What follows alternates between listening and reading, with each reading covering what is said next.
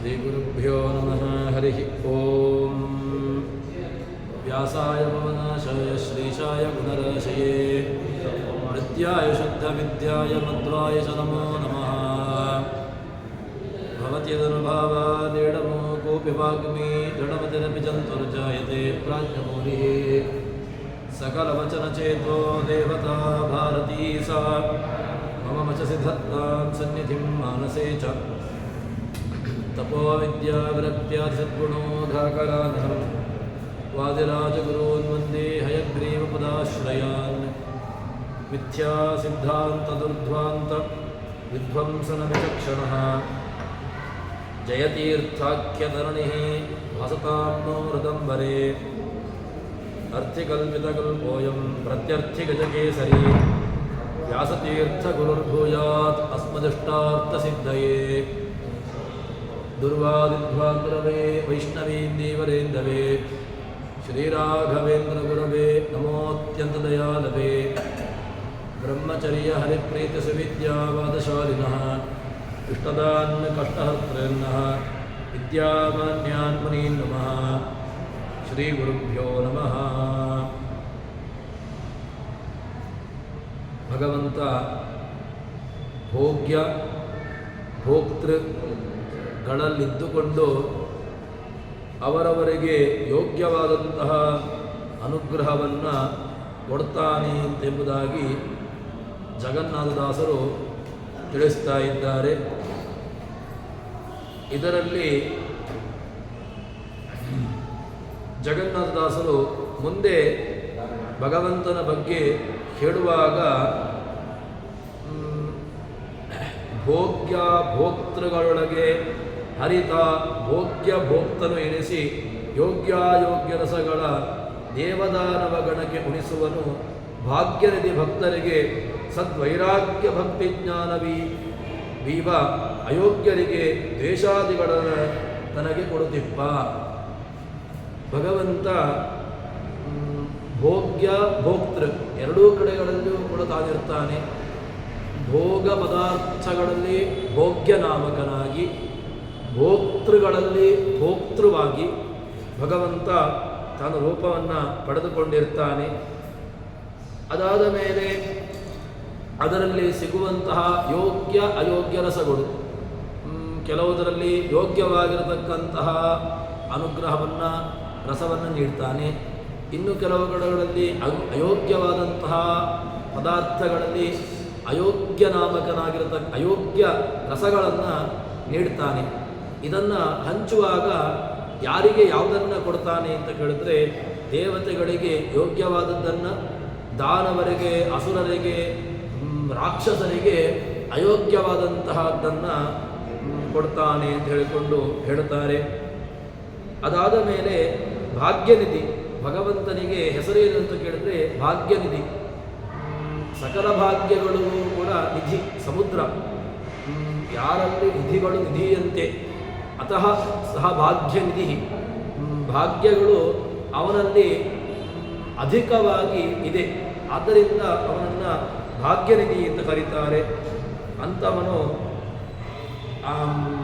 ಸದ್ವೈರಾಗ್ಯ, ಮುಖ್ಯವಾಗಿ ಬೇಕಾಗಿರುವಂತಹದ್ದು ಜ್ಞಾನ ಭಕ್ತಿ ವೈರಾಗ್ಯಗಳು. ವಿಷಯದಲ್ಲಿ ಒಳ್ಳೆಯ ಜ್ಞಾನ, ಒಳ್ಳೆಯ ಜ್ಞಾನ ಭಕ್ತಿ, ಅದೇ ರೀತಿಯಾಗಿ ವಿಷಯ ಪದಾರ್ಥಗಳಲ್ಲಿ ವೈರಾಗ್ಯ. ಜ್ಞಾನ ಭಕ್ತಿ ವೈರಾಗ್ಯ ಸಿದ್ಧಾರ್ಥಂ, ಜ್ಞಾನಂಚ ಭಕ್ತಿಶ್ಚ ಮತ್ತು ವೈರಾಗ್ಯಶ್ಚ ವೈರಾಗ್ಯಂಚ. ಜ್ಞಾನ ಭಕ್ತಿ ವೈರಾಗ್ಯೇ, ಈ ಜ್ಞಾನ ಭಕ್ತಿ ವೈರಾಗ್ಯಾದಿಗಳನ್ನು ಭಗವಂತ ನೀಡ್ತಾನೆ. ನಾವು ಮುಖ್ಯವಾಗಿ ಪಡೆದೇ ಯಾವತ್ತೂ ಕೂಡ ಕೇಳಿಕೊಳ್ಳಬೇಕಾದ್ದು ಯಾವುದು ಅಂತ ಕೇಳಿದ್ರೆ ಜ್ಞಾನಭಕ್ತಿಯಾದಿಗಳೇ. ಮುಖ್ಯವಾಗಿ ಯಾವುದೇ ಒಂದು ವಿಚಾರವನ್ನು ಏನನ್ನು ನಾವು ಪಡೆದುಕೊಳ್ಳಬೇಕಾದ್ದು, ನಾವು ಇಷ್ಟೆಲ್ಲ ಸಾಧನೆ ಮಾಡುವಂತಹದ್ದು ಯಾವುದಕ್ಕೋಸ್ಕರವಾಗಿ ಅಂತ ಕೇಳಿದ್ರೆ, ಒಂದು ಜ್ಞಾನ, ಭಗವದ್ ವಿಷಯಕವಾಗಿರತಕ್ಕಂತಹ ಜ್ಞಾನ ಬೇಕು. ಜ್ಞಾನ ಬಂತು, ಜ್ಞಾನ ಬಂದ ಮೇಲೆ ಯಾರಲ್ಲಿ ಭಕ್ತಿ ಮಾಡಬೇಕು ಅಂತ ಅದರಲ್ಲಿಯೇ ಗೊತ್ತಾಯಿತು. ಯಾರ ವಿಷಯಕವಾಗಿ ತಿಳ್ಕೊಂಡದ್ದು, ವೇದಗಳನ್ನು ಅಧ್ಯಯನ ಮಾಡಿದ, ಪುರಾಣಗಳನ್ನು ಅಧ್ಯಯನ ಮಾಡಿದ, ಇತಿಹಾಸ ಪುರಾಣಗಳನ್ನು ಚಿಂತನೆ ಮಾಡಿದ, ಇತಿಹಾಸ ಪುರಾಣಗಳನ್ನು ಮಥನೆ ಮಾಡಿದ, ಇತಿಹಾಸ ಪುರಾಣಗಳನ್ನು ಮಥನೆ ಮಾಡಿ ಅದರಿಂದ ಯಾವುದನ್ನು ತಾನು ಪಡೆದುಕೊಳ್ಳಬೇಕು ಅಂತ ತಾನು ಒಂದು ಚಿಂತನೆಯನ್ನು ಗಟ್ಟಿ ಮಾಡಿಕೊಂಡ. ಅದು ಯಾವುದು? ನಾನು ಭಕ್ತಿ. ಯಾರನ್ನು ಭಕ್ತಿ ಮಾಡಬೇಕು? ಯಾರ್ಯಾರದ್ದೋ ಭಕ್ತಿ ಮಾಡಿದರೆ ಪ್ರಯೋಜನ ಇಲ್ಲ. ಯಾಕೆ ಅಂತ ಕೇಳಿದ್ರೆ, ಭಕ್ತಿ ನಾವು ನಮ್ಮ ಭಕ್ತಿ ಶಬ್ದಕ್ಕೆ ಅದು ದೇವರಲ್ಲಿ ಮಾಡುವುದು ಮಾತ್ರ ಭಕ್ತಿ ಅಂತ ಕರಿತೇವೆ. ಅಲ್ಲ, ಪ್ರೀತಿ ಅಂತ ಇದೆಯಲ್ವಾ? ಹೆಂಡತಿಯನ್ನೂ ಪ್ರೀತಿ ಮಾಡ್ತೇವೆ, ಮಕ್ಕಳನ್ನೂ ಪ್ರೀತಿ ಮಾಡ್ತೇವೆ, ದೇವರನ್ನೂ ಪ್ರೀತಿ ಮಾಡ್ತೇವೆ, ನಮ್ಮ ಆಪ್ತ ವರ್ಗವನ್ನು ಕೂಡ ಪ್ರೀತಿ ಮಾಡ್ತೇವೆ. ಎಲ್ಲವೂ ಪ್ರೀತಿಯೇ. ಆದರೆ ಪ್ರೀತಿ ಅಂತ ಹೇಳಿದಾಗ ಎಲ್ಲ ಪ್ರೀತಿಗಳು ಒಂದೇನಾ ಅಂತ ಕೇಳಿದರೆ ಇಲ್ಲ, ಅದರಲ್ಲಿ ವ್ಯತ್ಯಾಸ ಇದೆ. ಹೆಂಡತಿಯಲ್ಲಿ ಮಾಡುವಂತಹ ಪ್ರೀತಿಗೂ ತಂದೆಯಲ್ಲಿ ಮಾಡುವಂತಹ ಪ್ರೀತಿಗೂ ಸಮಾನನ? ಇಲ್ಲ. ಹೆಂಡತಿಯಲ್ಲಿ ಮಾಡುವಂತಹ ಪ್ರೀತಿಯ ಒಂದು ವ್ಯವಸ್ಥೆ ಬೇರೆ. ಹಿರಿಯರನ್ನು ನೋಡಿದಾಗ ಹಿರಿಯರನ್ನು ಒಂದು ಕಡೆ ಒಂದು ಪ್ರೀತಿಯನ್ನು ಮಾಡ್ತೇವೆ, ಮಕ್ಕಳನ್ನು ಒಂದು ಕಡೆಯಲ್ಲಿ ಪ್ರೀತಿ ಮಾಡ್ತಾನೆ, ತನ್ನ ಆಪ್ತವಾಗಿರತಕ್ಕಂತಹ ವರ್ಗವನ್ನು ನೋಡಿ ಒಂದು ಪ್ರೀತಿಯಲ್ಲಿರ್ತದೆ. ಎಲ್ಲ ಪ್ರೀತಿಗಳು ಪ್ರೀತಿ ಶಬ್ದದಿಂದ ವಾಚ್ಯ, ಆದರೆ ಪ್ರೀತಿಯಲ್ಲಿ ಮಾತ್ರ ವ್ಯತ್ಯಾಸ ಇದೆ. ಅದೇ ರೀತಿಯಾಗಿ ಭಗವಂತನಲ್ಲಿ ಮಾಡಬೇಕಾದ್ದು ಭಕ್ತಿ. ಭಕ್ತಿ ಏನು? ಅದಕ್ಕೆ ಡೆಫಿನೇಷನ್ ಏನು? ಡಿಫೈನ್ ಭಕ್ತಿ ಅಂತ ಕೇಳಿದರೆ ಭಕ್ತಿಯನ್ನು ಹೇಗೆ ನೀವು ಡಿಫೈನ್ ಮಾಡ್ತೀರಿ? ಭಕ್ತಿಯನ್ನು ಹೇಗೆ ವಿಸ್ತಾರ ಮಾಡೋದು? ಭಕ್ತಿಯ ಬಗ್ಗೆ ಯಾವುದೇ ರೀತಿಯಾಗಿರತಕ್ಕಂತಹ ಡೆಫಿನೇಷನ್ ಕೊಡ್ತೀರಿ ಅಂತ ಕೇಳಿದರೆ, ಸ್ನೇಹೋ ಭಕ್ತಿ ರೀತಿ ಪ್ರೋಕ್ತಃ ತಯಾ ಮುಕ್ತಿರ್ನ ಚಾನ್ಯತ. ಸ್ನೇಹ, ಗಾಢವಾಗಿರತಕ್ಕಂತಹ ಸ್ನೇಹ. ಯಾವುದು ಗಾಢವಾಗಿರತಕ್ಕಂತಹ ಸ್ನೇಹ? ಅನ್ಯ ವಿಷಯಕವಾಗಿರತಕ್ಕಂತಹದ್ದಕ್ಕಿಂತ ಭಿನ್ನವಾಗಿರತಕ್ಕಂತಹ ಒಂದು ಭಕ್ತಿ. ಇದನ್ನೇ ನಾವು ಸ್ನೇಹ ಅಂತ ಕರೆಯುವಂತಹದ್ದು. ಸ್ನೇಹೋ ಭಕ್ತಿ ರೀತಿ ಪ್ರೋಕ್ತಃ ತಯಾ ಮುಕ್ತಿರ್ನ ಚಾನ್ಯತ ಅಂತ. ಇಂತಹ ಅತ್ಯಧಿಕವಾಗಿರತಕ್ಕಂತಹ ಭಕ್ತಿಯನ್ನೇ ನಾವು ಭಕ್ತಿಯಿಂದ ಕರೆಯುವಂತಹದ್ದು.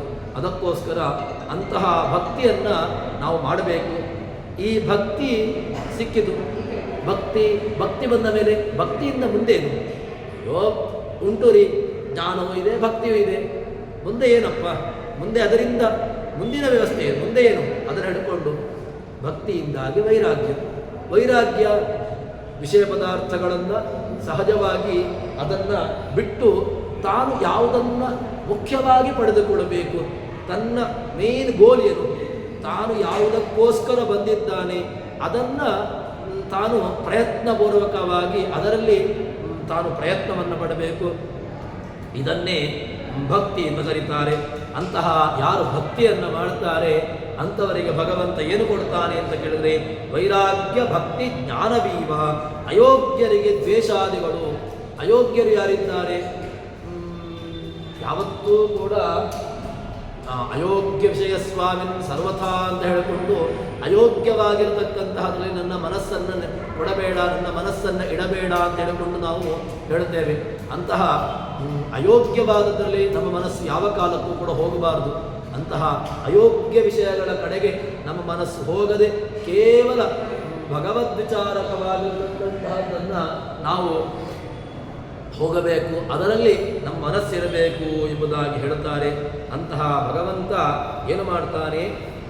ದ್ವೇಷಾದಿ ದುಷ್ಫಲಗಳನ್ನು, ಯಾರು ಭಗವದ್ವೇಷಿಗಳಿದ್ದಾರೆ, ಯಾರು ಭಗವಂತನನ್ನು ಕಂಡ್ರೆ ಆಗೋದಿಲ್ಲ ಅಂಥವರಿಗೆ ಭಗವಂತ ದ್ವೇಷಾದಿಗಳನ್ನು ನೀಡುತ್ತಾನೆ ಎಂಬುದಾಗಿ ಹೇಳ್ತಾರೆ. ಹೀಗೆ ನಮಗೆ ಮುಖ್ಯವಾಗಿ ಬೇಕಾಗಿರತಕ್ಕಂತಹದ್ದು ಜ್ಞಾನ ಭಕ್ತಿ ವೈರಾಗ್ಯಗಳು. ಅದನ್ನು ಇಟ್ಟುಕೊಂಡು ದೇವರನ್ನು ನಾವು ಉಪಾಸನೆ ಮಾಡಬೇಕು ಎಂಬುದಾಗಿ ಹೇಳುತ್ತಾರೆ. ಅದಾದ ಮೇಲೆ ಮುಂದೆ ಭಗವಂತ ಮರೀಚಿ, ಹಂಸ ಇತ್ಯಾದಿ ರೂಪಗಳನ್ನು ಹೇಳ್ತಾರೆ. ಮರೀಚಿರ್ದ ಮನೋಹಂಸ ಸುಪರ್ಣೋ ಭಜಗೋತ್ತಮ ಅಂತ ಭಗವಂತ ಸಹಸ್ರನಾಮದಲ್ಲಿ ಹೇಳ್ತಾರೆ. ಮರೀಚಿರ್ದ ಮನೋಹಂಸ ಸುಪರ್ಣೋ ಭಜಗೋತ್ತಮ. ಭಗವಂತನ ಒಂದೊಂದು ರೂಪಗಳು ಕೂಡ, ಮರೀಚಿ ರೂಪ, ಹಂಸ ರೂಪ ಎಲ್ಲವೂ ಕೂಡ ಭಗವಂತನಂತೆ. ಎಲ್ಲ ರೂಪಗಳು ಕೂಡ ಹೇಗಿರ್ತಾನೆ ಅಂತ ಕೇಳಿದರೆ, ಇಡೀ ಜಗತ್ತಿನಲ್ಲಿ ವಾಮನ ರೂಪಿಯಾಗಿರತಕ್ಕಂತಹ ಭಗವಂತ ಎಲ್ಲ ಕಡೆಗಳಲ್ಲೂ ಇರ್ತಾನೆ. ಇದ್ದುಕೊಂಡು ಏನು ಮಾಡ್ತಾನೆ ಅಂತ ಕೇಳಿದರೆ, ಜನರ ಅಭಿಲಾಷೆ ಪೂರೈಪ. ಭಗವಂತ ಭಕ್ತರಿಗೆ ಏನು ಕೊಡಬೇಕು ಅದನ್ನು ಕೊಡ್ತಾನೆ. ನಾವು ಕೇಳಲಿಕ್ಕೆ ನಮಗೆ ಗೊತ್ತಿಲ್ಲ. ನಾವು ಕೇಳುವುದು ಏನನ್ನು ಕೇಳ್ತೇವೆ ಅಂತ ಕೇಳಿದ್ರೆ ಏನನ್ನೋ ಕೇಳಲಿಕ್ಕೆ ಶುರು ಮಾಡ್ತೇವೆ. ಅದಿಲ್ಲ ಇದಿಲ್ಲ, ಅದು ಬೇಕು ಇದು ಬೇಕು, ಸಿಕ್ಕಿದ್ದನ್ನು ಕೇಳಲಿಕ್ಕೆ ಶುರು ಮಾಡ್ತೇವೆ. ಆದರೆ ಏನನ್ನ ಕೇಳಬೇಕು ಆ ಕೇಳುವುದನ್ನೊಂದು ಬಿಟ್ಟು ಮತ್ತೆ ಎಲ್ಲ ಕೇಳಲಿಕ್ಕೆ ಶುರು ಮಾಡ್ತೇವೆ. ಆದರೆ ಭಗವಂತನನ್ನು ಕೇಳಬೇಕು, ಭಗವಂತನನ್ನು ನಾವು ಕಾಣಬೇಕು ಅಂತಾದರೆ ಅದಕ್ಕೆ ಬೇಕಾಗಿರತಕ್ಕಂತಹದ್ದು ಭಗವಂತನಲ್ಲಿ ಕೇಳುವುದನ್ನು ಕೇಳಬೇಕು. ಸಿಕ್ಕದನ್ನೆಲ್ಲ ಕೇಳಿದರೆ ಏನಕ್ಕೂ ಉಪಯೋಗವಿಲ್ಲ. ಅದರಲ್ಲಿ ಭಗವಂತನತ್ತ ಕೇಳುವಾಗ ಇದೇ ಜ್ಞಾನವನ್ನು, ಅದ್ಭುತ ಯಾವುದು, ಯಾವತ್ತೂ ಕೂಡ ನಾಶವಾಗದೇ ಇರತಕ್ಕಂತಹ ಜ್ಞಾನ, ನಾಶವಾಗುವಂತಹ ಜ್ಞಾನಗಳು ಬೇಡ, ನಾಶವಾಗದೇ ಇರತಕ್ಕಂತಹ ಜ್ಞಾನವನ್ನು ಯಾವುದು, ವೇದದ, ಉಪನಿಷತ್ತು, ಪುರಾಣ, ಈ ಜ್ಞಾನವನ್ನು ಭಗವಂತನಲ್ಲಿ ನಾವು ಕೇಳಬೇಕು. ಅದನ್ನು ನಾವು ನಿತ್ಯದಲ್ಲಿಯೂ ಕೂಡ ಅನುಸಂಧಾನ ಮಾಡಿಕೊಳ್ಳಬೇಕು ಎಂಬುದಾಗಿ ಹೇಳುತ್ತಾರೆ. ಅದಾದ ಮೇಲೆ ಮುಂದೆ ಭಗವಂತ ಅನ್ನಮಯ ಅಂತ, ಅನ್ನಮಯ ಪ್ರಾಣಮಯ ಮನೋಮಯ ವಿಜ್ಞಾನಮಯ ಆನಂದಮಯ ಆತ್ಮ ಮೇ ಶುದ್ಧಂತ ಜ್ಯೋತಿರಹಂ ವಿರಜಾವಿ ಪಾಪ್ಮ ಭೂಯಾಸ ಸ್ವಾಹ. ಅದಾದಮೇಲೆ ಆನಂದೋ ಬ್ರಹ್ಮೇ ದಿವ್ಯಜಾನಾತ್, ಅನ್ನಂ ಬ್ರಹ್ಮೇ ದಿವ್ಯಜಾನಾತ್. ಹೀಗೆ ಉಪನಿಷತ್ತು ಆರಂಭವಾಗುವಂತಹದ್ದು. ಉಪನಿಷತ್ತಿನಲ್ಲಿಯೂ ಕೂಡ ಅನ್ನಾದಿಗಳ ವಿಚಾರ, ಅದೇ ರೀತಿಯಾಗಿ ವಿಚಾರಗಳನ್ನು ಹೇಳ್ತಾ ಇದ್ದಾರೆ. ಇದೆಲ್ಲ ಯಾರು? ಅನ್ನಮಯ ಯಾರು, ಪ್ರಾಣಮಯ ಯಾರು, ವಿಜ್ಞಾನಮಯ ಯಾರು, ಆನಂದಮಯ ಯಾರು, ಇದೆಲ್ಲ ಯಾರು? ಇದೆಲ್ಲವೂ ಕೂಡ ಯಾರನ್ನ ಹೇಳಲಿಕ್ಕೆ ಹೊರಟಿರತಕ್ಕಂತಹದ್ದು ಅಂತ ಕೇಳಿದರೆ ಅದಕ್ಕೆ ಅನ್ನದನ್ನಾದನ್ನಮಯ ಸ್ವಯಮನ್ನ ಬ್ರಹ್ಮಾದಿ ಅಖಿಳ ಚೇತನ ಅನ್ನ ಕಲ್ಪ ಕನ ವಾಹನ ಅನಿರುದ್ಧಾದಿ ರೂಪದಲ್ಲಿ ಅನ್ಯರಪೇಕ್ಷಿಸದೆ ಗುಣ ಕಾರುಣ್ಯದಾಗರ ದೃಟ್ಟಿಸುವನು ಹಿರಣ್ಯ ಗರ್ಭನುಳೆದ್ದು ಪಾಲಿಸುವನು ಈ ಜಗತ್ರಯವ. ಭಗವಂತ ಏನು ಮಾಡ್ತಾನೆ ಅಂತ ಕೇಳಿದರೆ ಅನ್ನಮಯ, ಅನಿರುದ್ಧ ಮೊದಲಾದಂತಹ ರೂಪಗಳಲ್ಲಿ ಅನಿರುದ್ಧ, ಪ್ರದ್ಯುಮ್ನ, ಸಂಕರುಣ, ವಾಸುದೇವ, ನಾರಾಯಣ, ಈ ರೂಪಗಳಿಂದ ಏನು ಮಾಡ್ತಾನೆ ಅಂತ ಕೇಳಿದರೆ ಅನ್ನವನ್ನು ಕೊಡುತ್ತಾನೆ. ಯದತ್ತಿದನ್ನ, ಯಾವುದನ್ನು ನಾವು ತಿಂದುಕೊಂಡು ನಾವು ಉಪಾಸನೆಯನ್ನು ಮಾಡ್ತೇವೆಯೋ ತದನ್ನಂ ಅಂತ ಹೇಳುವಂತಹದ್ದು ಅನ್ನ. ಸಕಲ ಜೀವರಾಶಿಗಳನ್ನು ಕೂಡ ಭಗವಂತ ಉದ್ಧಾರ ಮಾಡ್ತಾನೆ, ಸಕಲ ಜೀವರಾಶಿಗಳನ್ನು ಕೂಡ ಭಗವಂತ ಪಾಲಿಸ್ತಾನೆ. ಆದ್ದರಿಂದ ಭಗವಂತ ಅನ್ನ. ಸರಿ, ಅನ್ನ ಅದಾದ ಮೇಲೆ ಏನು ಮಾಡ್ತಾನೆ ಅಂತ ಕೇಳಿದ್ರೆ ಸ್ವಯಂ ಅನ್ನ ಬ್ರಹ್ಮಾದಿ ಅಖಿಳ ಚೇತನ, ಬ್ರಹ್ಮಾದಿ ಸಕಲ ಜಗತ್ತನ್ನು ಭಗವಂತ ಏನು ಮಾಡ್ತಾನೆ, ಪಾಲಿಸ್ತಾನೆ. ಅದನ್ನು ಅವರಿಗೆಲ್ಲರಿಗೂ ಕೂಡ ಅನ್ನವನ್ನು ಕೊಡ್ತಾನೆ. ಎಲ್ಲರಿಗೂ ಕೂಡ ಅನ್ನವನ್ನು ಕೊಟ್ಟು ಅವರನ್ನು ಪಾಲನೆ ಮಾಡತಕ್ಕಂಥವನು ಅಖಿಳ ಚೇತನ, ಕಲ್ಪವಾಹನ ಅನಿರುದ್ಧಾದಿ ರೂಪದಿ ಅವರೆಲ್ಲರಿಗೂ ಕೂಡ ಅನ್ನಾದಿಗಳನ್ನು ಕಲ್ಪನೆ ಮಾಡ್ತಾನೆ, ಕೊಡ್ತಾನೆ. ಮತ್ತು ಅನ್ಯರನ್ನಪೇಕ್ಷಿಸದೆ ಭಗವಂತ ಯಾವತ್ತೂ ಕೂಡ ಅನ್ಯರನ್ನು ಅಪೇಕ್ಷಿಸಿಕೊಂಡು ತಾನಿದ್ದಾನೆ, ಇಲ್ಲವೇ ಇಲ್ಲ. ಯಾವ ಕಾಲಕ್ಕೂ ಕೂಡ ಅನ್ಯಾಪೇಕ್ಷಿತವಾಗಿ ಭಗವಂತನಿದ್ದಾನೋ ಇಲ್ಲವೇ ಇಲ್ಲ. ಭಗವಂತ ಅನ್ಯಾಪೇಕ್ಷಿತವಾಗಿಲ್ಲ. ಅವನು ಏನಿದ್ರೂ ಕೂಡ ಸ್ವಯಂ ತಾನಿರ್ತಾನೆ. ಪರತಂತ್ರೋ ಹ್ಯಪೇಕ್ಷೇತ ಸ್ವತಂತ್ರ ಕಿಮಪೇಕ್ಷತೆ ಸಾಧನಾನಾಂ ಯತಕ್ಕಿಂ ತಸ್ಯ ಸಾಧನೀ ಅಂತ ಬ್ರಹ್ಮಸೂತ್ರದ ಭಾಷ್ಯವನ್ನು ಹೇಳ್ತಾರೆ. ಪರತಂತ್ರೋ ಹ್ಯಪೇಕ್ಷೇತ, ಪರತಂತ್ರ ಯಾವುದೋ ಒಂದು ತಂತ್ರದ, ಯಾವುದೋ ಒಂದರ ಅಧೀನವಾಗಿರತಕ್ಕಂತಹದ್ದು, ಅದು ಅಪೇಕ್ಷೆ ಪಡುವಂತಹದ್ದಿದೆ. ಈಗ ನಾನು ನನ್ನ ತಂದೆಯನ್ನು ಆಶ್ರಯಿಸಿಕೊಂಡಿದ್ದೇನೆ, ಹೌದು. ಯಾಕೆ? ನಾನು ಅಸುತಂತ್ರ, ನಾನು ಪರತಂತ್ರ.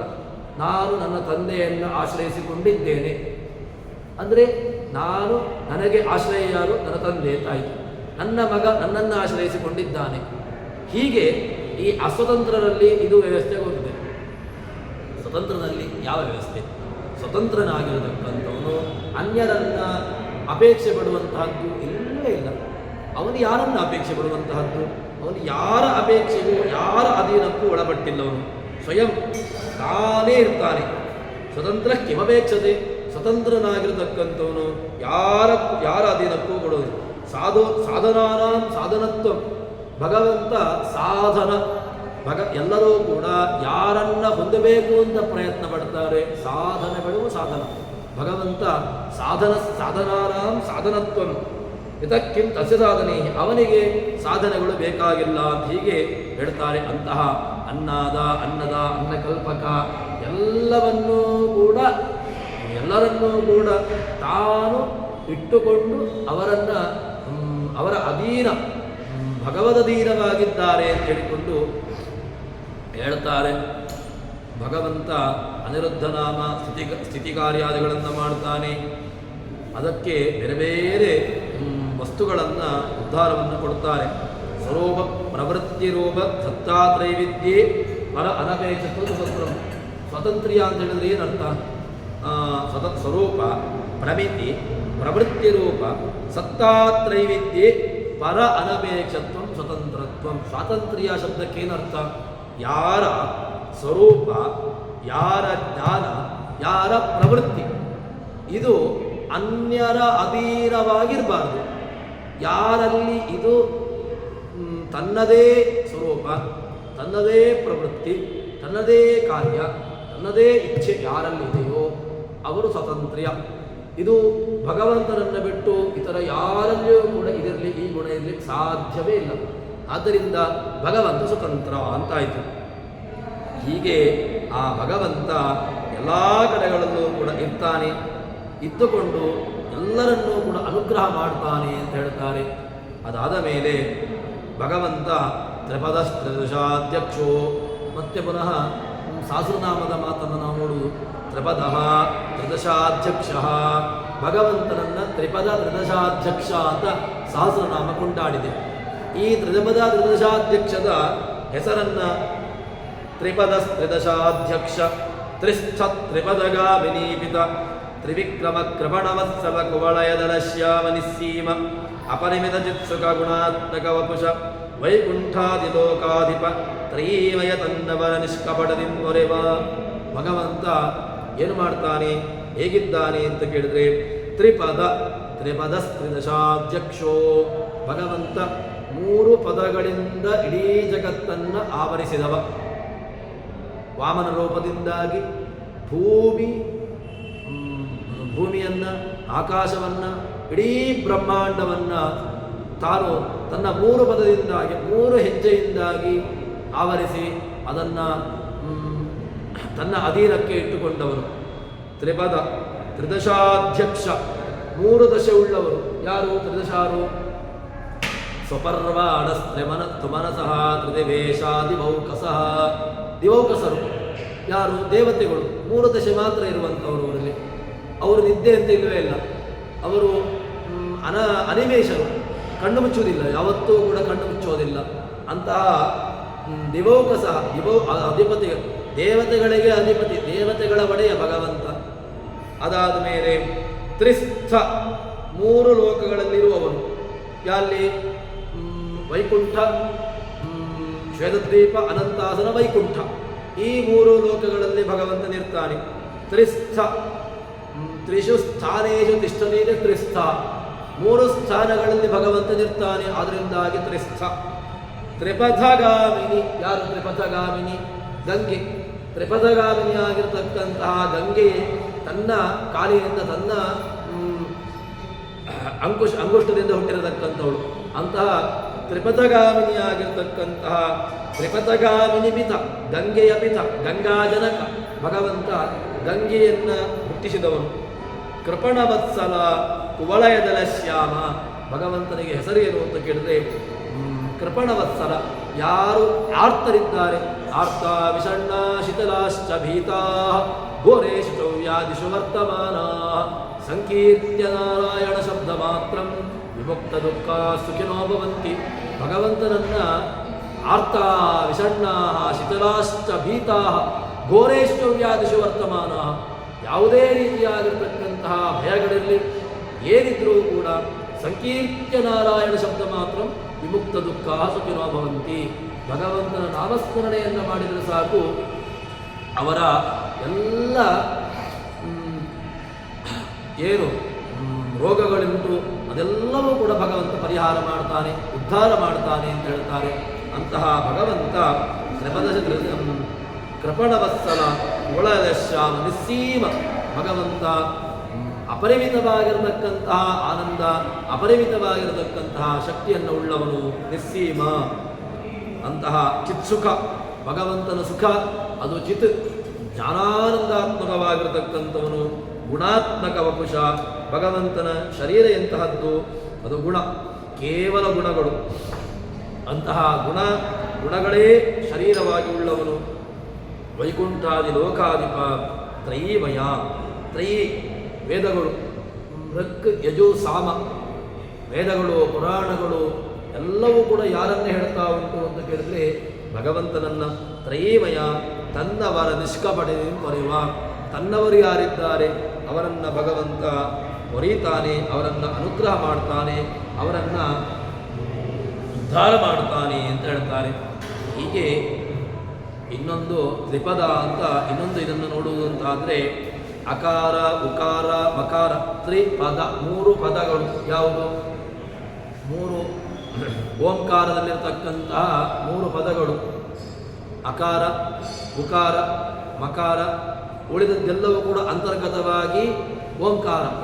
ಆ ಉ ಮ ನಾದ ಬಿಂದು ಘೋಷ ಶಾಂತ ಅತಿಶಾಂತ ಅಷ್ಟ ಪದಗಳಿಂದ ಎಲ್ಲವನ್ನೂ ಕೂಡ ಅಂತರ್ಗತವಾಗಿ ಈ ಏನು ಓಂಕಾರದಲ್ಲಿ ಅಂತಹ 3 ಪದಗಳು ಓಂಕಾರದಿಂದಾಗಿ ಪ್ರತಿಪಾದ್ಯ. ಅದಾದ ಮೇಲೆ ಶ್ವೇತದ್ವೀಪ ಅನಂತಾಸನ ವೈಕುಂಠಾದಿಗಳಿಗೆ ಅಧಿಪತಿ. 3 ಹೆಜ್ಜೆಗಳಿಂದ ಸ್ವರ್ಗ ಮರ್ತ್ಯ ಪಾತಾಳ ಲೋಕವನ್ನು ಆಳಿದವನು.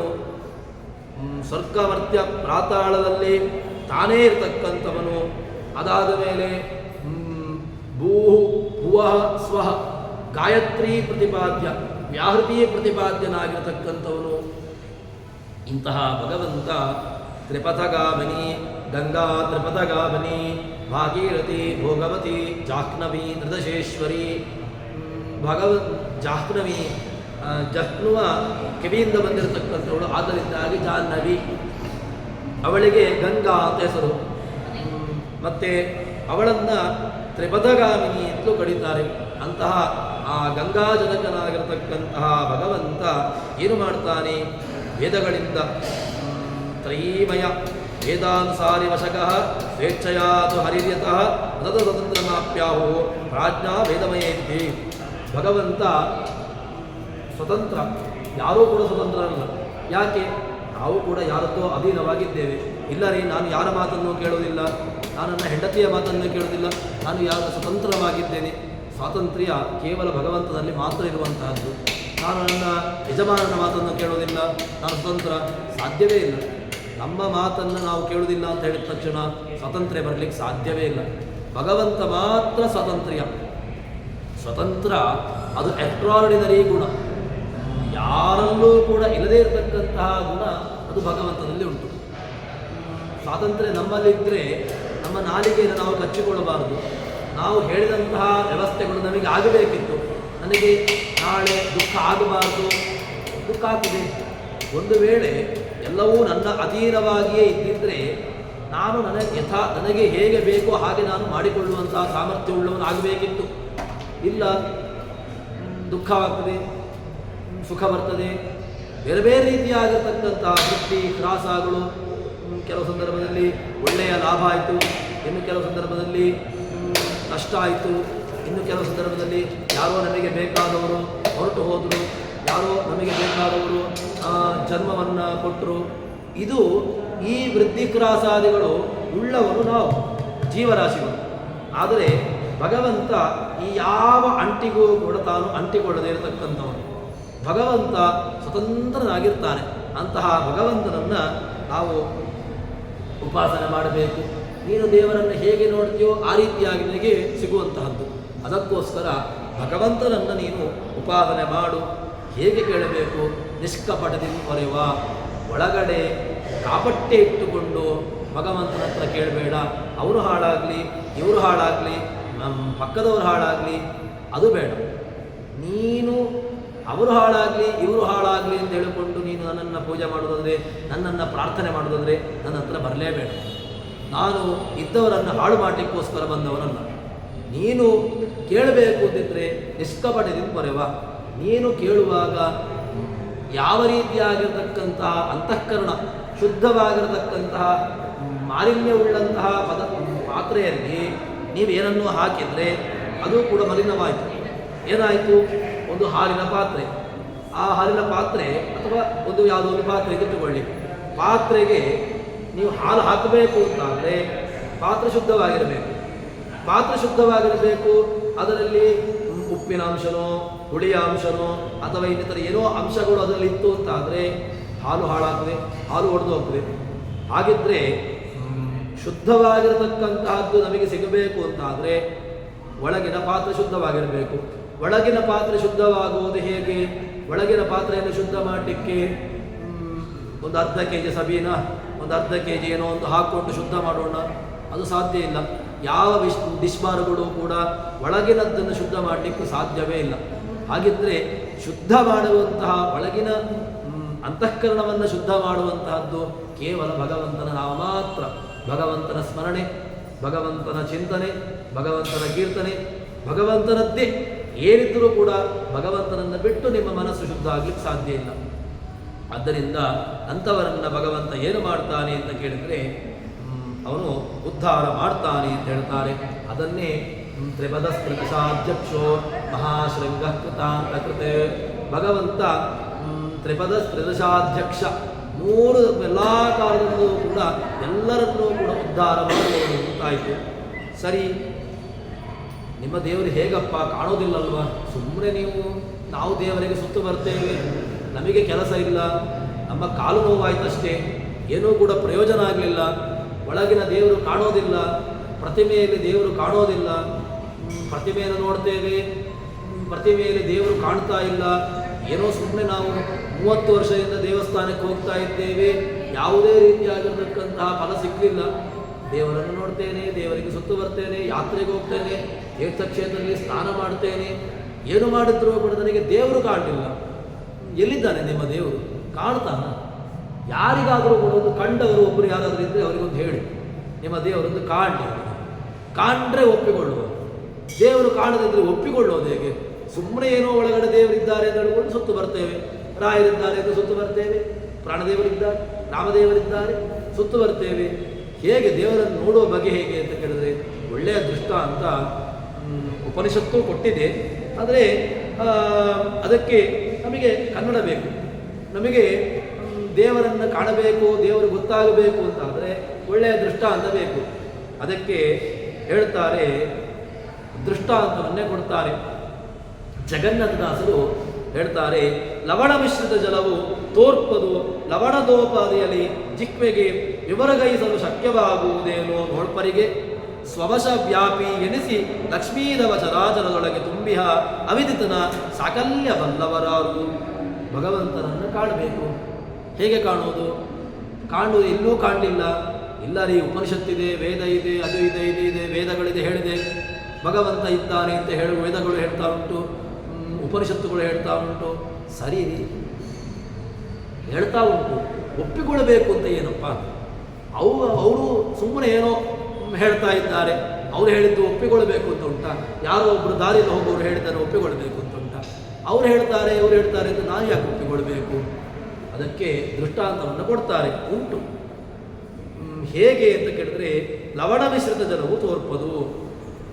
ನೀರಿಗೆ ಉಪ್ಪನ್ನು ಹಾಕಿ, ಸಕ್ಕರೆಯನ್ನು ಹಾಕಿಲ್ಲ, ಅದನ್ನು ಕಲಡಿಸಿ ಲವಣವನ್ನು ಬೇರೆ ಮಾಡಿ ಹಾಕ್ದ ಅಂತ ಕೇಳಿದ್ರೆ ಇಲ್ಲ. ಯಾಕೆ? ಉಪ್ಪಿಲ್ಲ ಅಂತ ಹೇಳ್ತೇನೆ. ಇಲ್ಲ, ಕುಡಿಸ್ಬೇಕು ಅವನಿಗೆ. ಉಪ್ಪು ನೀರನ್ನು ಒಂದು ಚಿಕ್ಕ ಪಾತ್ರೆಗೆ ಒಂದು ದೊಡ್ಡ ಸೇರಿನಲ್ಲಿ ಒಂದು ಉಪ್ಪು ಹಾಕುವ. ಉಪ್ಪು ಹಾಕಿ ಕರಡಿಸುವ. ಉಪ್ಪು ಹಾಕಿ ಕರಡಿಸಿದಾಗ ಉಪ್ಪಿಲ್ಲ, ಅದರಲ್ಲಿ ಸಿಹಿಯೇ ಉಂಟು ಅಂತ ಹೇಳಿದ್ರೆ ಮೂರ್ಖ ಅಂತ ಹೇಳ್ತಾರೆ. ಇಲ್ಲ ರೀ, ಉಪ್ಪು ಇರಬೇಕಲ್ವ, ಕಾಣಬೇಕಲ್ವ ಅಂತ ಹೇಳಿದ್ರೆ ಇದ್ದದ್ದು ಮಾತ್ರ ಕಾಣುವುದ? ಇದ್ದದ್ದು ಮಾತ್ರ ಕಾಣುವುದಲ್ಲಲ್ವ? ಇಲ್ಲದೇ ಇರತಕ್ಕಂತಹ ನೀರಿನ ರಸ ಚೇಂಜ್ ಆಯ್ತಲ್ವ? ನೀರಿನಲ್ಲಿ ಉಪ್ಪಿನ ಅಂಶ ಸೇರಿಕೊಂಡು ನೀರು ಉಪ್ಪಾಯಿತು. ಆದ್ದರಿಂದ ನೀರು ಗೊತ್ತಾಗದಿದ್ದರೂ ಕೂಡ ನೀರು ಯಾವ ರೀತಿಯಾಗಿ ನಮಗೆ ಅದರ ಜ್ಞಾನ ಬಂತು ಅಂತ ಕೇಳಿದರೆ, ಉಪ್ಪು ಹಾಕಿದಾಗ ನೀರಿನಲ್ಲಿ ಕಲಡಿತು, ಅದರಲ್ಲಿ ಜ್ಞಾನ ಬಂತು. ಆದ್ದರಿಂದ ನೀರು ಅದರ ರಸ ಗೊತ್ತಾಗಬೇಕು ಅಂತಾದರೆ ಅದನ್ನು ಕುಡಿಸಬೇಕು. ಅದೇ ರೀತಿಯಾಗಿ ಭಗವಂತ ಇದ್ದಾನೆ ಅಂತ ಗೊತ್ತಾಗೋದು ಹೇಗೆ ಅಂತ ಕೇಳಿದ್ರೆ ಅದಕ್ಕೆ ಕಣ್ಣು ಬೇಕು. ಯಾವ ಕಣ್ಣು? ನಿಮ್ಮ ಈ ಯಾವ 4 25 ಕಣ್ಣು ಬೇಕಾದರೂ ಹಾಕಿಕೊಳ್ಳಿ, ಅಥವಾ ಲೆನ್ಸ್ ಹಾಕೊಳ್ತೇನೆ ದೇವರು ಕಾಣ್ತಾನ ಕೇಳಿದ್ರೆ ನಿಮ್ಮ ಲೆನ್ಸ್ ಹಾಕೊಂಡ್ರು 1 ಲಕ್ಷದ 2 ಲಕ್ಷದ ಲೆನ್ಸ್ ಹಾಕೊಂಡ್ರು ಕೂಡ ದೇವರು ಕಾಣುವುದಿಲ್ಲ. ಇಲ್ಲ ರೀ, ನಂದು ಇದು ಕಾಸ್ಟ್ಲಿ ಲೆನ್ಸ್, ನಾನು ಎಲ್ಲೂ ಕೂಡ ಸಿಗಲಿಲ್ಲ, ಹೊರಗಿನ ದೇಶದಿಂದ ತಂದು ಹಾಕಿಸಿಕೊಂಡದ್ದು ಲೆನ್ಸ್, ನಮ್ಮ ದೇವರು ಕಾಣಬೇಕಲ್ವಾ ಅಂತ ಹೇಳಿದ್ರೆ ನಿಮ್ಮ 25 ಲಕ್ಷದ ಲೆನ್ಸ್ ಹಾಕಿದ್ರು ಕೂಡ ದೇವರು ಕಾಣುವುದಿಲ್ಲ. ಅದಕ್ಕೆ ಕಣ್ಣು ಬೇಕು. ಯಾವ ಕಣ್ಣು ಬೇಕು ಕೇಳಿದ್ರೆ ಒಳಗಣ್ಣೇ ಬೇಕು. ಒಳಗಣ್ಣಿದ್ರೆ ಮಾತ್ರ ದೇವರು ಕಾಣಲಿಕ್ಕೆ ಸಾಧ್ಯ. ಇಲ್ಲದಿದ್ದರೆ ಯಾವುದೇ ರೀತಿಯಾಗಿರತಕ್ಕಂತಹ ಉಪಯೋಗವಿಲ್ಲ. ಅದಕ್ಕೆ ಹೇಳ್ತಾರೆ ಲವಣ ಮಿಶ್ರಿತ ಜಲವು ತೋರ್ಪದು. ಲವಣದ ಉಪಾದಿಯಲ್ಲಿ ಜಿಕ್ವೆಗೆ ಗೊತ್ತಾದ್ದು ಯಾರಿಗೆ? ಜಿಕ್ವೆಗೆ ಗೊತ್ತಾದ್ದು. ನೀರಿನಲ್ಲಿ ಗೊತ್ತಾಯ್ತಾ? ನೀರಿಗೆ ಗೊತ್ತಾಗಿಲ್ಲ. ನೀರನ್ನು ಕರಡಿಸಿ ಕುಡಿದಾಗ ಉಪ್ಪು ನೀರು ಅಂತ ಗೊತ್ತಾಯಿತು. ಹಾಗಿದ್ರೆ ಭಗವಂತ ಗೊತ್ತಾಗುವುದು ಯಾವಾಗ ಅಂತ ಕೇಳಿದ್ರೆ ಅನುಭವ ಬೇಕು. ಅನುಭವಿಸುವುದು ಹೇಗೆ ಅಂತ ಕೇಳಿದ್ರೆ ಅದಕ್ಕೆ ಕಣ್ಣು ಬೇಕು. ಯಾವುದು ಕಣ್ಣು ಕೇಳಿದ್ರೆ ಶಾಸ್ತ್ರಗಳು ಅಂತಹ ಅದರ ಮೂಲಕವಾಗಿ ದೇವರನ್ನು ಕಾಣಬೇಕು. ವಿವರಗೈಸಲು ಇಲ್ಲ ರೀ, ದೇವರನ್ನು 1 ಗಂಟೆ ನಾನು ಹೇಳ್ತೇನೆ, ಉಪ್ಪಿನ ಅಥವಾ ಸಿಹಿ, ಒಂದು ಬೆಲ್ಲದ ಸಿಹಿ, ಸಕ್ಕರೆಯ ಸಿಹಿಯನ್ನು ವಿವರಿಸಬೇಕು ಅಂತ ಹೇಳಿದರೆ ಯಾರತ್ತಾದರೂ ಆಗ್ತದಾ? ಇಲ್ಲ. ಯಾಕೆ? ಸಿಹಿ ಅಂತ ಹೇಳ್ಬೋದಷ್ಟೇ ಹೊರತು ಸಿಹಿಯನ್ನು ವಿವರಿಸಿ ಅಂತ ಹೇಳಿದರೆ, ಸಕ್ಕರೆಯ ಸಿಹಿಯನ್ನು ವಿವರಿಸಿ, ಬೆಲ್ಲದ ಸಿಹಿಯನ್ನು ವಿವರಿಸಿ ಅಂತ ಹೇಳಿದರೆ ಇಲ್ಲ ರೀ, ಎರಡೂ ಸಿಹಿ. ಸಿಹಿ ಹೇಗೆ? ಸಿಹಿ ಅಂದರೆ ಏನು? ಸಿಹಿಯನ್ನು ಇನ್ನಷ್ಟು ಬಿಡಿಸಿ ಅಂತ ಹೇಳಿದರೆ ಅವನಿಗೆ ಒಂದು kg ಸಕ್ಕರೆಯನ್ನು ಬಾಯಿಗೆ ಹಾಕಬೇಕು, ಇಲ್ಲ ದೊಡ್ಡ ತುಂಡನ್ನು ಬೆಲ್ಲವನ್ನು ಬಾಯಿಗೆ ಹಾಕಬೇಕು, ಆವಾಗ ಸಿಹಿ ಅಂತ ಗೊತ್ತಾಗ್ತದೆ. ಹಾಗಿದ್ರೆ ಸಿಹಿಯಲ್ಲಿ ಗೊತ್ತಾಗಬೇಕು ಅಂತಾದರೆ ಅವನಿಗೆ ಅದನ್ನು ತಿನ್ನಿಸಿದಾಗ ಅದರ ಸ್ವಾದ ಜ್ಞಾನ ಬಂದಾಗ ಮಾತ್ರ ಗೊತ್ತಾಗುವಂಥದ್ದು. ಅದೇ ರೀತಿಯಾಗಿ ಭಗವಂತ ಗೊತ್ತಾಗಬೇಕು ಅಂತ ಹೇಳಿದ್ರೆ ಸುಮ್ಮನೆ ಕೂತ್ಕೊಂಡ ತಕ್ಷಣ ದೇವರು ಗೊತ್ತಾಗೋದಿಲ್ಲ. ಇಲ್ಲ ರೀ, ನನಗೆ ದೇವರು ಗೊತ್ತಾಗಬೇಕು, ನಾನು ಬೆಳಗ್ಗೆ ತುಂಬ ಸಾಧನೆ ಮಾಡ್ತೇನೆ ಅಂತ ಹೇಳಿದ್ರೆ ನಾನು ಧ್ಯಾನ ಮಾಡ್ತೇನೆ ಕಣ್ರಿ, ನನಗೆ ದೇವರು ಕಾಣಬೇಕು. ನಮ್ಮ ಮನೆಯಲ್ಲಿದ್ದಾನೋ ಅಥವಾ ನಮ್ಮ ಮನೆಯಲ್ಲಿ ಏನಾದರೂ ಬಾಡಿಗೆಗಿದ್ದಾನ ದೇವರು? ಸಾಧ್ಯವೇ ಇಲ್ಲ. ಭಗವಂತ ಕಾಣಬೇಕು ಅಂತಾದರೆ ಅದಕ್ಕೆ ಒಂದು ಬೇಕು. ಯಾವುದು ಬೇಕು? ಒಳಗಿನ ಜ್ಞಾನ. ಅದಿದ್ದರೆ ಭಗವಂತ ಕಾಣಿಸಿಕೊಳ್ತಾನೆ. ಅದೇ ರೀತಿಯಾಗಿ ಇಲ್ಲಿ ಹೇಳ್ತಾರೆ, ಛಾಂದೋಗ್ಯೋಪನಿಷತ್ತು ಇದೇ ದೃಷ್ಟಾಂತವನ್ನು ಕೊಡ್ತದೆ. ಉಪನಿಷತ್ತು ಬೇರೆ ಅಲ್ಲ, ದಾಸರು ಬೇರೆ ಅಲ್ಲ. ದಾಸರು ಹೇಳುವ ಮಾತುಗಳು ಉಪನಿಷತ್ತಿನ ಆಧಾರದಿಂದಾಗಿ ಹೇಳುವಂತಹದ್ದು. ಛಾಂದೋಗ್ಯೋಪನಿಷತ್ತು ಈ ದೃಷ್ಟಾಂತವನ್ನು ಕೊಡ್ತದೆ. ಏನು ಅಂತ ಕೇಳಿದ್ರೆ, ಯಥಾ ಅಪ್ಸುಲವಣಂ ವ್ಯಾಪ್ತಂ ರಥದಟ್ಟೇವ ದೃಶ್ಯತೆ ಏವಂ ಚೇತನಗೋ ವಿಷ್ಣು ತದ್ಭಿನ್ನೋ ವಿದೃಶ್ಯತೆ. ಭಗವಂತ ಕಾಣಬೇಕು. ಹೇಗೆ ಕಾಣ್ತಾನೆ ಅಂತ ಕೇಳಿದ್ರೆ ಭಗವಂತ ಕಾಣ್ತಾನ್ರಿ. ಯಥಾ ಅಪ್ಸು ಲವಣಂ ವ್ಯಾಪ್ತಂ, ಅಪ್ಸು ಲವಣಂ ವ್ಯಾಪ್ತಂ ಖಿಲ. ನೀರಿನಲ್ಲಿ ಲವಣ ಉಂಟಾ ಕೇಳಿದ್ರೆ ಉಂಟು. ಹೇಗೆ ಗೊತ್ತಾಗಬೇಕು? ಆ ನೀರನ್ನು ಕುಡಿಯಬೇಕು. ನೀರನ್ನು ಕುಡಿದಾಗ ಆ ನೀರಿನ ಜ್ಞಾನ, ನೀರನ್ನು ಕುಡಿದಾಗ ನೀರಿನಲ್ಲಿ ಉಪ್ಪು ಗೊತ್ತಾಯಿತು, ನೀರಿನಲ್ಲಿ ಉಪ್ಪಿದೆ ಅಂತ ಗೊತ್ತಾಯಿತು. ಹಾಗಿದ್ರೆ ಭಗವಂತ ಗೊತ್ತಾಗಬೇಕ್ರಿ. ಭಗವಂತ ಗೊತ್ತಾಗುವುದು ಹೇಗೆ? ಚೇತನಗೋ ವಿಷ್ಣು. ಭಗವಂತ ಎಲ್ಲಿದ್ದಾನೆ ಕೇಳಿದ್ರೆ ಚೇತನರಲ್ಲಿದ್ದಾನೆ. ಚೇತನರಲ್ಲಿ ಹೇಗಿದ್ದಾನೆ? ತದ್ಭಿನ್ನ, ಅವರಲ್ಲಿ ಭಿನ್ನನಾಗಿದ್ದಾನೆ. ನ ದೃಶ್ಯತೆ, ಕಾಣಬೇಕು ಅಂತ ಹೇಳಿದ್ರೆ ಒಳಗಿನ ಕಣ್ಣು ಬೇಕು. ಒಳಗಣ್ಣು ತೆರೆಯಬೇಕು, ಹೊರಗಣ್ಣು ಮುಚ್ಚಬೇಕು. ಹೊರಗಣ್ಣನ್ನು ಬಿಟ್ಟುಕೊಂಡು ಒಳಗನ್ನು ಮುಚ್ಚಿಕೊಂಡಿದ್ರೆ ಏನೂ ಪ್ರಯೋಜನ ಆಗೋದಿಲ್ಲ. ಒಳಗಣ್ಣು ತೆರೆಯಬೇಕು, ಹೊರಗಣ್ಣು ಮುಚ್ಚಬೇಕು. ಈ ಎರಡೂ ವಿರುದ್ಧ ಇದ್ದಾಗ ಆವಾಗ ನಮಗೆ ಕಾಣ್ತಾನೆ. ಭಗವಂತ ಎಲ್ಲಿದ್ದಾನೆ? ಸ್ವವಶ ಸ್ವಾಪನ ಸ್ವವಶೋ ವ್ಯಾಪಿ ನೈಕಾತ್ಮ ನೈಕ ಕರ್ಮಕೃತೆ. ಭಗವಂತನನ್ನು ಸ್ವವಶ, ಯಾರ ವಶಕ್ಕೂ ಅವನು ಇಲ್ಲ. ಭಗವಂತ ತನ್ನ ವಶದಲ್ಲಿಯೇ ತಾನಿದ್ದಾನೆ. ಸ್ವಾಪನಃ ಸ್ವವಶಃ ವ್ಯಾಪಿ, ಎಲ್ಲಿದ್ದಾನೆ? ವ್ಯಾಪಿಸಿಕೊಂಡಿದ್ದಾನೆ. Omniscient, omnipresent, omnipotent. ಭಗವಂತ ಎಲ್ಲ ಕಡೆಗಳಲ್ಲೂ ಇದ್ದಾನೆ. ಎಲ್ಲಿದ್ದಾನೆ? ಹುಡುಕು. ಇಲ್ಲ ರೀ, ಯಾವುದಾದ್ರೂ ಹೈಮಾಸ್ಟ್ ಲೈಟ್ ಉಂಟಾ ಕೇಳಿದ್ರೆ ದೇವರನ್ನು ಕಾಣಲಿಕ್ಕೆ ಒಂದು 50,000 ರೂಪಾಯಿದ್ದು ಒಂದು ಯಾವುದೋ ಒಂದು ದೊಡ್ಡ ಲೈಟ್ ಹಾಕ್ತೇನೆ, ಅದರಲ್ಲಿ ದೇವರು ಕಾಣ್ತಾನೆ? ಸಾಧ್ಯವೇ ಇಲ್ಲ. ನಾನು ಆಗಲೇ ಹೇಳಿದಲ್ವ, ಒಳಗಿನ ಲೆನ್ಸನ್ನು ನಾನು ಒಂದು 2 ಲಕ್ಷ 3 ಲಕ್ಷದ ಲೆನ್ಸ್ ಹಾಕ್ಕೊಡ್ತೇನೆ, ದೇವರು ಕಾಣಲಿ? ಲೆನ್ಸ್ ಹಾಕೊಂಡ ತಕ್ಷಣ ದೇವರು ಕಾಣೋದಿಲ್ಲ. ಕಣ್ಣು ಕಾಣೋದಿದ್ರೆ ಲೆನ್ಸ್ ಹಾಕೊಳ್ಳಿ. ದೇವರು ಕಾಣಬೇಕು ಅಂದರೆ ಒಳಗಣ್ಣನ್ನು ಹೊರಗಣ್ಣು ಮುಚ್ಚಬೇಕು, ಒಳಗಣ್ಣು ತೆರೆಯಬೇಕು.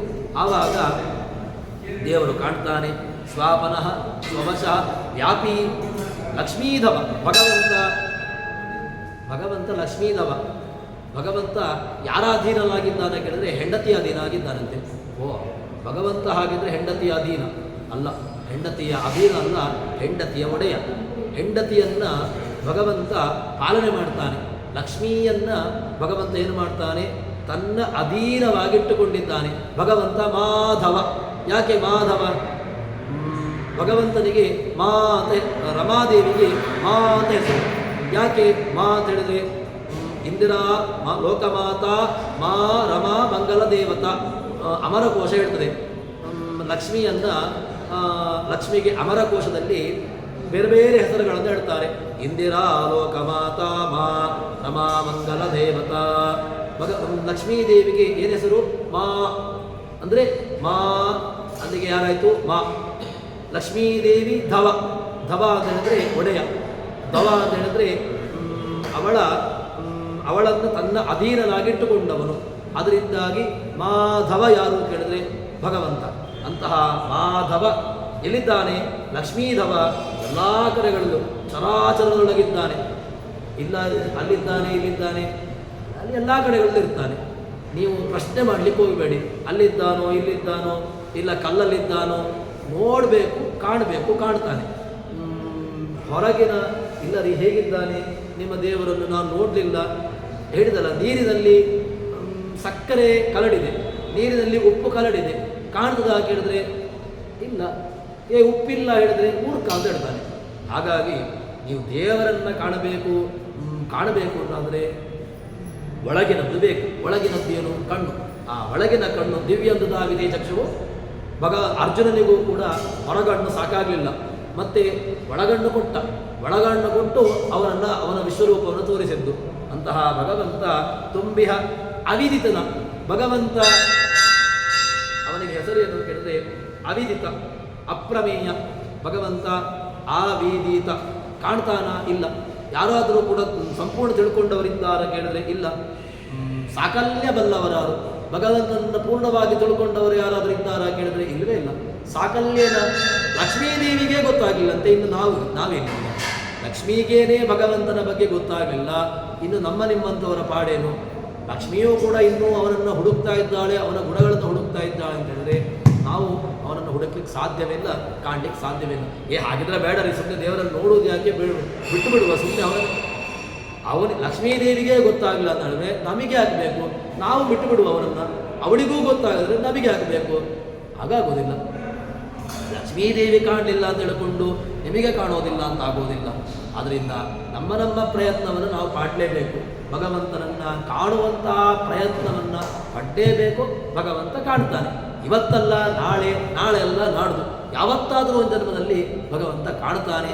ಈ ಪ್ರಯತ್ನ ನಮ್ಮಲ್ಲಿ ಇರಬೇಕು ಎಂಬುದಾಗಿ ದಾಸರು ಏನು ಶಾಸ್ತ್ರಗಳು, ಪುರಾಣಗಳು, ವೇದಗಳು ಎಲ್ಲ ಏನು ಹೇಳಿದೆ ಅದರ ಅರ್ಥವನ್ನು, ಆಂತರ್ಯವನ್ನು ನಮ್ಮ ಮುಂದೆ ಜಗನ್ನಾಥದಾಸರು ಹರಿಕಥಾಮೃತ ಸಾರದಲ್ಲಿ ಕನ್ನಡೀಕರಿಸಿ ಅದನ್ನು ತಿಳಿಸಿಕೊಡ್ತಾ ಇದ್ದಾರೆ. ಮುಂದಿನ ಭಾಗವನ್ನು ಮುಂದೆ ಸೇರಿದಾಗ ನೋಡೋಣ ಅಂತ ಹೇಳುವಲ್ಲಿ ಹರಿಪ್ರಿಯತಾ ಶ್ರೀಕೃಷ್ಣಾರ್ಪಿತಮಸ್ತು.